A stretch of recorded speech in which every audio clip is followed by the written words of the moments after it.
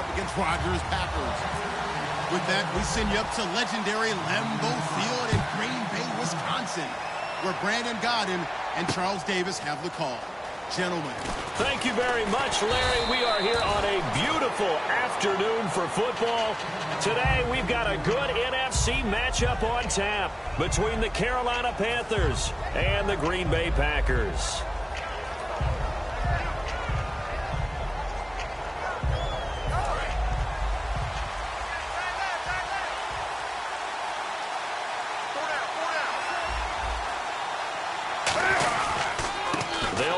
This is Jonathan Stewart, and he'll get this up to the 34-yard line. And the numbers down a bit from their Super Bowl year this season for Jonathan Stewart. Did have some injuries. He finished with 824 yards, 9 touchdowns, though. Good in that department. When it's around the goal line, he's a terrific runner because he knows how to get there, and he can run through contact, run through trash, as we like to say. That's part of the reason he accumulates the injuries that he does, because he runs inside a lot and takes on those linebackers. But they're going to work on Jonathan Stewart in the offseason, get him healthy, and have him back ready to go for next season. And he is going to lose yardage here.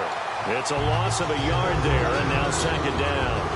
Brandon, that play ended so fast, it's almost as if the quarterback handed it to the runner, and the tackler was there right away for a loss of yardage.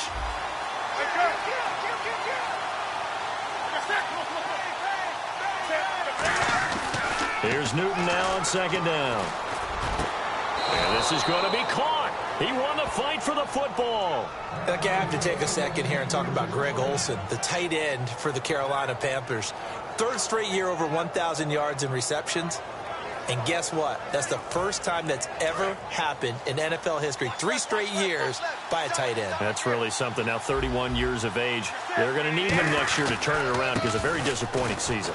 Not the season anyone expected, least of all the Carolina Panthers, but he's a building block that they can go ahead and get back to form starting in 2017. And what about this offense, Charles? Specifically, what about Jonathan Stewart? He makes sure everything goes. Put the ball in his chest and watch him run. Can run with power inside, but has enough speed that when he gets outside, he can cause a lot of trouble.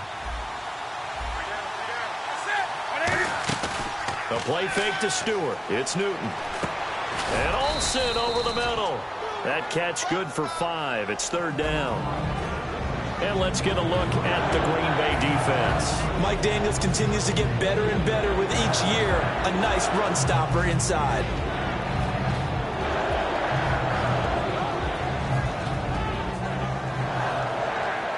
So the offense needing 4 yards. It's 3rd down.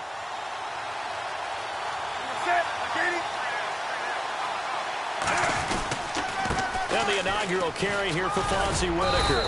And he's able to get it to the 33. Good enough for a 1st down. Call it a gain of 7, and it gets him a new set of downs.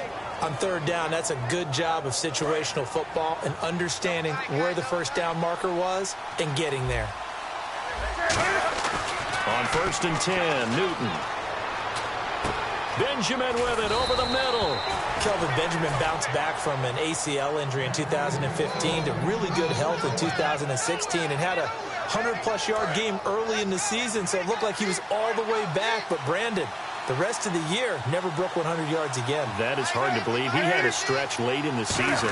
He went 18 yards, 11 yards, 20 yards. That's just not what you expect from him and the Panthers. Not at all. I don't think it's all his fault, but they're going to be looking for another breakout season from him next year. Not a run that you're going to write home about, but still a good 1st down run. That's what an offense calls staying on schedule. 3 to 4 yards on 1st down, you're set up very well for the rest of the drive. To throw on 2nd down is Newton. He's got it for a Panther touchdown. Greg Olsen from 8 yards out. And the Panthers take it right down and score on the opening drive. And he's such a talented tight end, just creates nightmarish-type matchups on the other side. He's so good that when we say tight end, we're almost damning him with faint praise, aren't we? Because he can do it all. He's as good as any receiver in the NFL. Well, that's the deal. He's a wide receiver, just in a bigger body. Bigger body, a matchup nightmare, and who's going to cover him? When I sit in the film session, I just look at the coach and say, really? Really? You're going to yell at me? You go cover him. This will be taken to the back of the end zone. And the decision to bring it out is going to cost him about 7 yards all told as he's taken down back shy of the 20.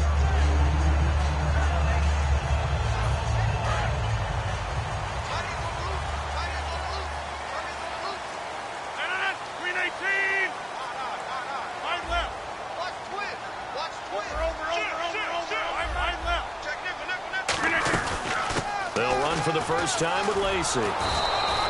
And nothing doing on his first run. Back to the line of scrimmage, and that's it. And a wide receiver to watch in this offense, certainly Jordy Nelson. And most defenses watch him run past them. Jordy Nelson can run every route in the route tree and take it to the house. Now Rodgers throwing on second down. He's got time. Now look out, Rodgers lost the football. On plays like this, when the ball comes free, it's often unusual for the team that lost it to get it back, because this is the quarterback. The ball gets away from him. Everyone else is trying to execute what they're supposed to do on offense. They're usually looking in the other direction, downfield, or have moved away from him. In this case, though, a teammate is able to come up with the ball. Going up top, and that is caught one-handed. Oh, my, he pulled it in.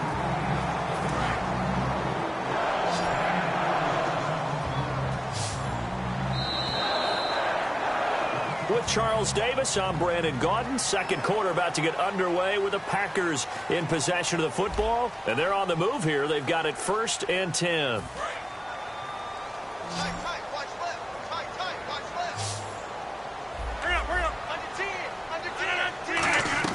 They go play action here on 1st down. Caught on the right side by Adams. They'll get 16 yards there. And it'll give the Packers a 1st down.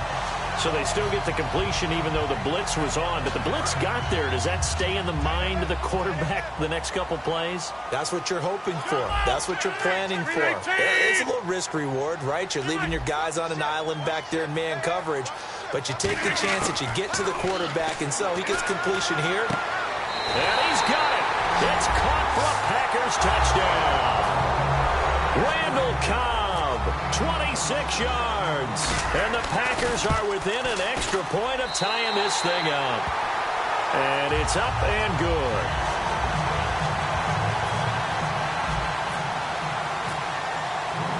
So a tie ball game here as the kick's away. That'll be taken in the end zone. And the decision to bring it out is going to cost him about 7 yards all told as he's taken down back shy of the 20. Here's the Carolina offense as they get ready to take over here. And they were able to punch it in the end zone last time. They'll be looking to do that again here for the defense. Obviously, they'll be looking to stop them from punching it back in the end zone. It always is punch-counter-punch, isn't it? And which team has the advantage? Well, let's just go back. Last time on offense, they rolled downfield, got into a good rhythm. You can see a little more bounce in and out of the huddle. You can see the sideline really get into the game. So defensively, you're thinking to yourself, how do we take that away from them? How do we get the advantage back? Let's see what they come up with. I think pressure is always the first way to go. You love pressure. I love it. Let's see if they dial it up this drive. And they're able to get this one across the 35. They call it a gain of 19, and it moves the chains.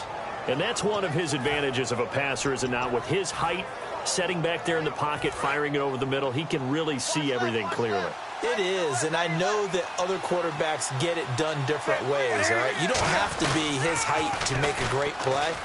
But what he does is he takes away having to make those slide steps in the pocket to find angles to throw the ball through. He just throws right over the top of it because he can see everything, and sometimes that saves time and gets the ball to a receiver quicker. So 2nd and medium, 2nd and 5 now.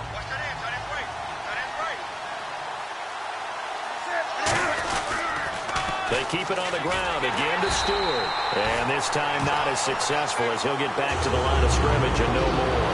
They'll lose a yard and it brings up 3rd. There's so many times during camp and practice that you get bored as a player doing regular drills. But how about that shed and skate drill right there by the linebacker?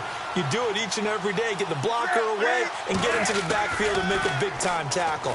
That's what we just saw. He's got time in the pocket. And Ginn's got it. 15 yards through the air and a 1st down. One of the feature points of the in route is being able to make a nice throw to the middle part of the field. And for a quarterback, that's one of the better throws and better looks that he'll get. But he has to be careful not to wait too long and let his receiver wander into some tough territory. If he's late with the ball, he can get his receiver hit and hit hard.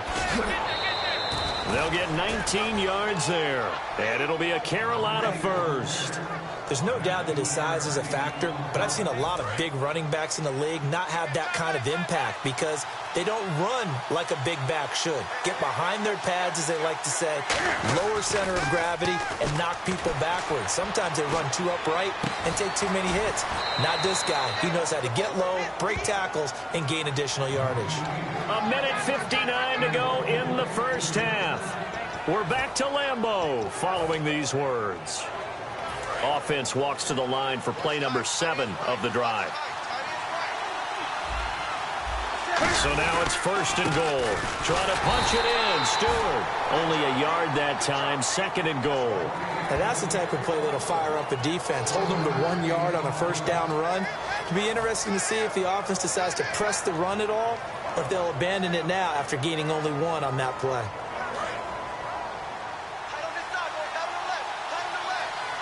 They come out here in the eye. Now Tolbert, and he is in. Touchdown, Carolina. Mike Tolbert taking it in. And the Panthers have taken the lead. And that's why you have the fullback, Charles. Couldn't get it in the play before with the smaller guy. Turned to a little more power. They score it. And now it has to warm the hearts of a lot of old school football fans. They love when they get to see a little bit of power football. And he's got it. It's now a 14-7 ball game.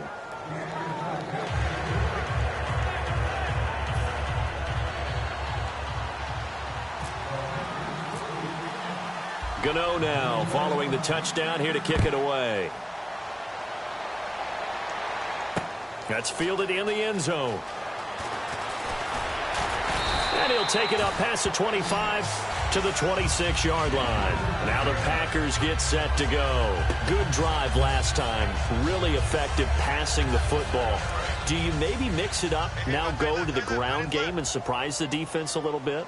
I would anticipate the defense making some changes, but I wouldn't necessarily just absolutely go in the opposite direction. They're doing so well throwing the ball. Yeah, why I wouldn't change it up until they showed me a reason to do so. A couple of years ago, Cobb signed that 4-year, $40 million deal. Since then, the numbers have been down a little bit, although last year only played 13 games. Yeah, and I wouldn't be as concerned with the numbers dropping if I were a Packers fan, because remember, Devontae Adams has developed as a player, and his numbers have gone up. You got Jordy Nelson back to full health in 2016. He's going to catch a lot of passes, almost caught 100 in that season. Jared Cook at tight end. That's a new weapon Green Bay didn't have for a while. And don't forget, Randall Cobb spent some time as a running back when all the injuries hit the backfield. So his versatility is still a major plus for Green Bay. Second down now after the incompletion. And he motions the wide receiver. Rodgers will try again on second down. Forced out to his left. They'll get nothing out of that one, and it's going to lead to a third down. Well, there was pressure all around him, so the only play was to try and get out of there. I think it was an excellent effort by him just to get back to the line of scrimmage. Defense has set themselves up nicely. 3rd and 10 now. Throwing is Rodgers on 3rd down. And he finds Cook. And he's taken down, but not before he gets this into enemy territory across the 40. Looking to speed things up here, going with some tempo. On 1st and 10, here's Rodgers. This is Cobb with a catch right side. It's a pickup of 21. And the Packers are going to have a first down. And now we get a timeout called on the defensive side of the ball by the Panthers. It's just their first, so they'll have 2 remaining here before we get to halftime. And the wideout in motion.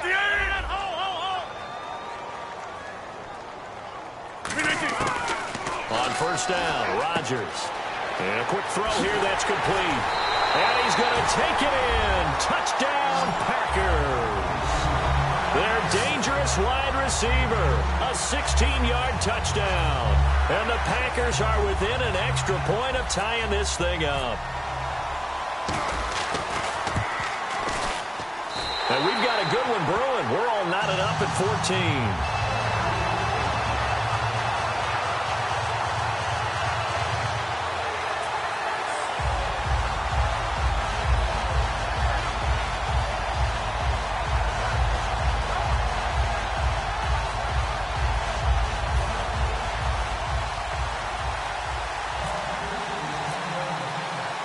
So we're right back where we started, all even as the kick's away. And a fair catch signaled for and taken successfully. Carolina getting set to take the field. And with time quickly fading here in the second quarter, not sure how aggressively, offensively they want to play this. I think we'll find out just how much they trust their guys in this situation if they decide to take a shot. Now a play fake here on first down. Now he's going to throw deep back over the middle. And he bats it away, and it falls down incomplete. I like the boldness, and I like that they took a shot downfield, but it was well covered, and he was able to get a hand in and knock it away. Offense looking to avoid a 3rd and long. It's 2nd and 10. 2nd and 10. Newton again. Packer pressure, and down he goes. And now a timeout coming from the defensive side for the Packers. It's just their first, so they'll have 2 remaining here before we get to halftime.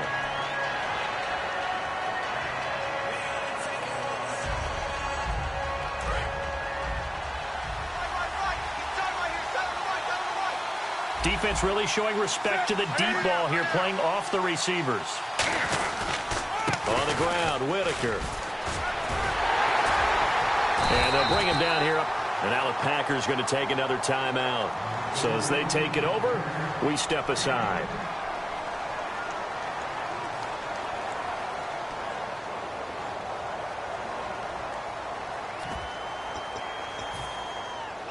On 4th down, the Panthers hand things over to the veteran Andy Lee to punt it away.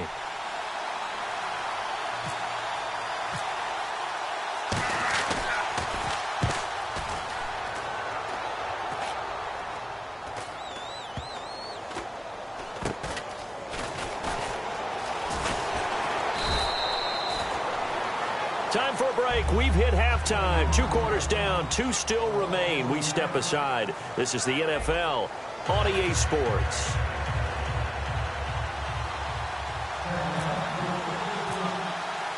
Both teams appear ready for the fight ahead, and we resume action here in quarter number 3. That'll be taken in the end zone. And a nice return sets them up pretty good here at the 30-yard line. The Green Bay offense now about ready to take possession here. First half showed us some pretty good offense. Tie game, we'll see what the second half brings. And it'll be interesting because I think both sides feel pretty good about what their offenses are doing. Got to wonder what adjustments are being made defensively to try and get a spark and maybe slow down the other side. But here, do you change up anything on this opening drive? Not offensively, you don't. You got everything going your way. You've probably prepared for maybe some change-ups you might expect, but overall, you like what your game plan's showing you. Well, they went for the big play there, but that drop could really hurt their momentum. 319, 50. Back to the air on second down. It's Rodgers. Over the middle, it's Jared Cook. A good pickup there at 22. And there's a completion to the tight end. And look at the size of these players nowadays. At that spot, 6'4", 6'5", and up. A lot of guys used to be basketball players. Somehow came back to football. That's really good for the game of football. You're getting better athleticism, great hand-eye coordination, guys who know how to control their bodies when they run their routes.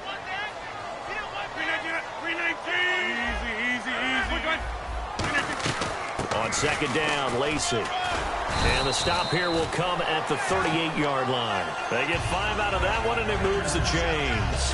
So many teams want to throw the ball in this situation nowadays, but I love watching a team that has enough confidence to go ahead and run the football. In that situation, that's almost a tendency breaker.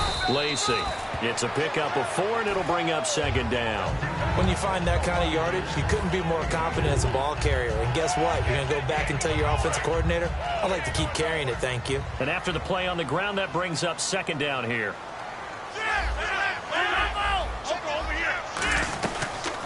They'll run it now out of the gun. And a 5-yard gain as he's down inside the 30 to the 28-yard line. In on the tackle there, Luke Kuechly. And there's a run to be happy with. Good, solid yardage. He'll take that anytime you hand the ball to a back. Got a man, and he hits him in stride. It's a 47-yard field goal try from here, but instead they're going to opt to go for it on 4th down. Well, that was well defended, and as a cornerback, what you're taught when you see a wide receiver screen, either you get underneath the play before the blocking forms, or you're going to have to fight your way through it by getting through some blocking. That was a really nice play there. A look at the offense now here, coming back out on the road for their first possession of the second half. Their defense did its job, yielded no points. Now it's the offense's turn. And how much fun is that when you set things up to start a half, and you just tell you guys, hey, if you can shut them down, get it back for our offense, we can roll. And they played out perfectly. Now, can the offense do what they wanted to do at the half, which is find those weaknesses and now attack them and score some points. And break this tie. See if they stay on the ground for second down. They come out here in the eye. Possible run anticipation. Here's the D-line sandwiches together. Surveying the field. The catch made over the middle by Ginn. And he's brought down after a good gain. A good pickup there of 20 yards. And when an offense is doing a nice job selling the play-action pass, a lot of responsibility shifts to the linebackers. They're the ones that have to determine run or pass and get to the proper places on the field.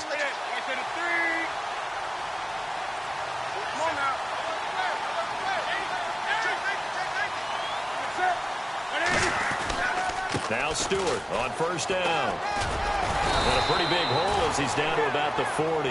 9 yards is the pickup there, and they'll have a 2nd and 1. This drive is turning into an extended one, and the guy carrying the ball, he's becoming more like a body blows guy. Every carry is putting some damage on the defense. So after a while, I'm not too sure how many guys are going to want to run up and tackle him.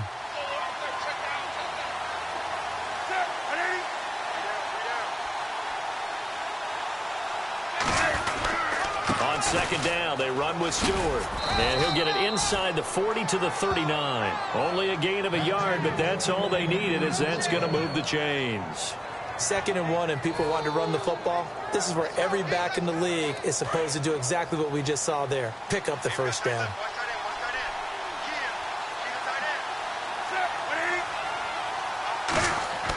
Newton on first down. Being chased out left.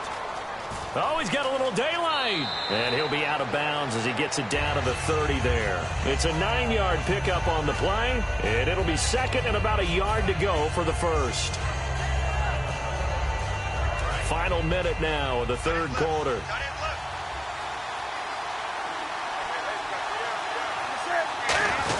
Newton to his fullback, Tolbert, and he'll go down at the 28. 2 yards on the pickup there, but it's enough to give him a new set of downs. Let's face it, you always want a team full of guys who can get you first downs and big plays of all styles, but you've got to have a big man you can just turn and hand it to, and he can be dependable in picking up first downs. They come out here in the eye. They go play action here on first down. Flushed out right. And he'll slide down to avoid the contact. It'll be a gain of 8 yards, and it'll bring up a 2nd down. Back now at Lambeau. All square, 14 apiece to score as we get ready for the 4th quarter.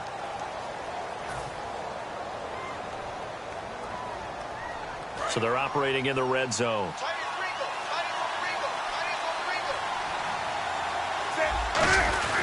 This is Tolbert, the fullback. And he'll take it down here just shy of the 15 at the 16-yard line. And 5 yards on the play there as the drive will continue. Well, not a lot of flash and dash on that play. 2nd and 2, and they hand it to the big man. And he ends up picking up a first down. A little bit of gray area there, though. But I think what they thought, hey, we hand it to him here. If we come back and don't get it, we still got another down to try and pick it up. Newton gives off to Stewart. And they'll lose yardage here. Knocked back to the 19-yard line. That's going to go as a loss of 4, and it'll be 2nd down. One of the beauties of a 3-4 defense is that you have flexibility with your linebackers, and you can put them in different spots. But one of the downsides is an offensive team that's committed to running the football, you can get your big offensive linemen up on linebackers quicker, and that usually gives you an advantage in running it. Now this will be the 9th play on this drive.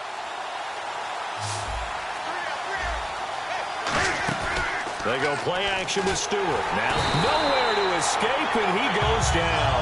LaTroy Guion breaking through to get him for a loss of 7. Well, you don't usually get a sack from a nose tackle spot, but we got one there. No, we don't, and a lot of the times in passing situations, they end up off the field anyway. So how happy was he to work his way back to the quarterback and put him on the ground? He's going to end up with a nickname after something like that, some Big Jelly or something like that. Here's Newton. A hit as he throws there, incomplete. They were looking to get it to Kelvin Benjamin there. And 4th down coming up. Putting pressure on the guy throwing the football is always good, but when you can couple that with contact on him that leads to an incompletion, as we just saw there, that's winning football.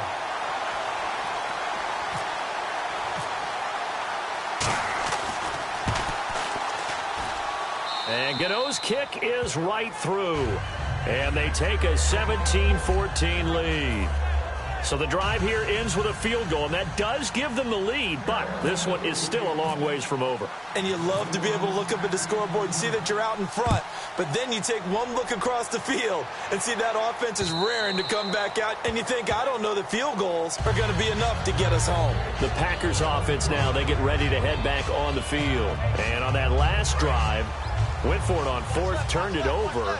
A good job by their defense, though. They held them to 3, but this offense, they've got to be a little bit better, a little bit more careful here.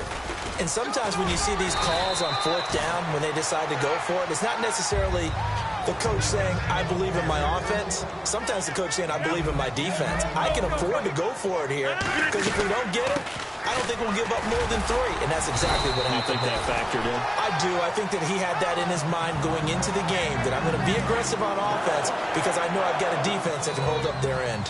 2nd and inches is oftentimes an invitation for an offense coordinator to take a big shot downfield because he feels like he can come back on 3rd down and pick up the 1st down. But sometimes you just don't want to break tendency. Stay with what you are, stay with who you know, and go get the 1st down. That's exactly what they did. Some runs are blocked so well, you almost forget that someone has to carry the ball to gain the yardage. The leverage by the offensive line to create space up front, really well done. And he'll get it into enemy territory just across midfield at the 49. It's a pickup of 6 and good enough to move the chains. And that's a nice pickup of a 1st down on that 2nd down run.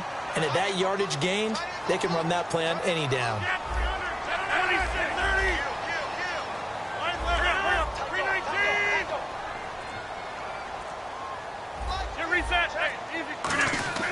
Rodgers now on 1st down. Over the middle, that's caught by Adams.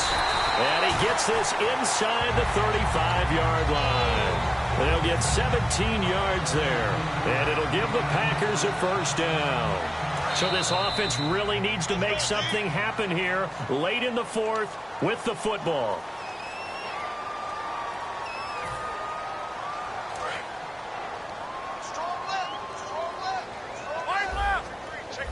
One back is Lacey.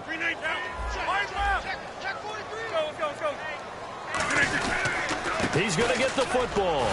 And he'll get this down to about the 30, 31-yard line. 2 yards on the pickup there. It'll be 2nd and 8. Well, I think we know by now that every run is not going to be broken and get all the way to the end zone.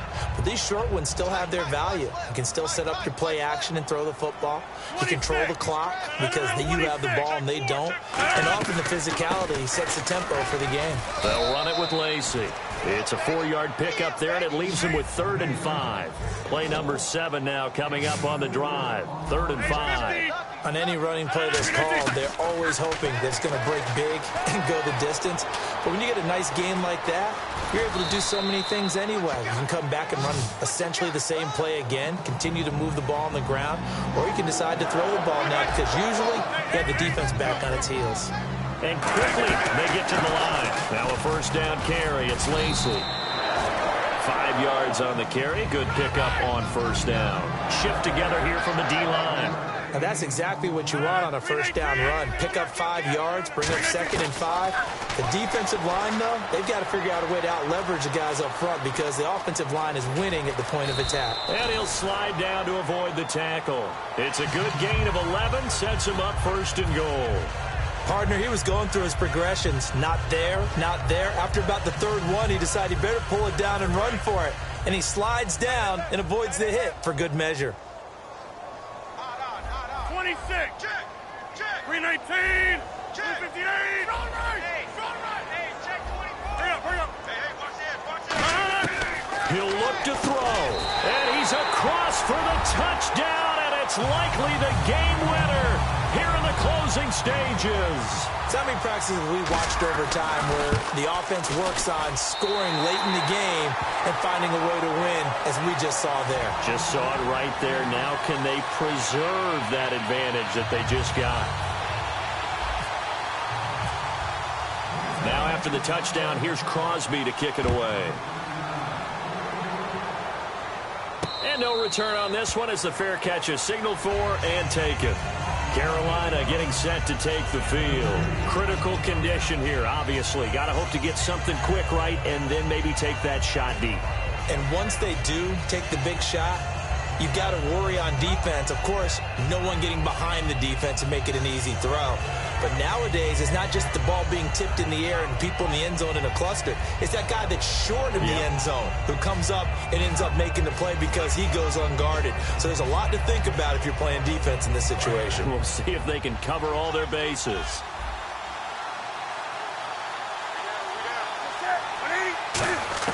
Back to throw. He's going to let it fly. And that is incomplete. 7 seconds remaining. The tight end, Ed Dixon, was the target. And that'll bring up 2nd down. Have to give a lot of credit to the defense on that play. They were prepared. Ordinarily, when they take the big shot downfield to the big guy, that's usually a mismatch that the offense is used to winning. But the preparation showed for the defense, and they were able to bat it away. He's back to throw. Finding time. Now a desperation throw deep downfield. And it's incomplete. So their final drive.